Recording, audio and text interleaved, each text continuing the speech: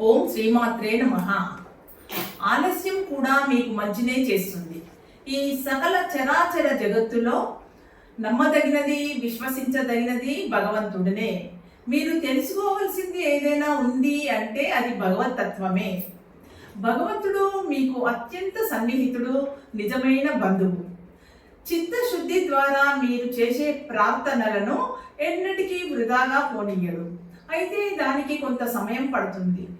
మీరు సహనంతో వేచి ఉండాలి, విశ్వాసాన్ని విడవకూడదు. ఈ ఆలస్యం కూడా మీకు మంచినే చేస్తుంది తప్ప కీడు చేయదు. మీరు సకల భారమును భగవంతుడిపై వేసినప్పుడు సందేహపడకూడదు. చీకటి ఉన్న చోట వెలుగు ఎలాగా ఉండదో అలాగే సందేహం ఉన్న చోట భగవంతుడి ఆశీర్వచనములు కలగవు. కనుక దేవుణ్ణి విశ్వసించాలి, ప్రేమించాలి, ప్రార్థించాలి, ఆశ్రయించాలి. ఎట్టి పరిస్థితుల్లో కూడా సందేహపడకూడదు. మీ సకల భారమును ఆ పరమాత్ముడే స్వయంగా చూసుకుంటాడు అన్న నిశ్చయంతో ఉండండి. భయమును చెందకండి.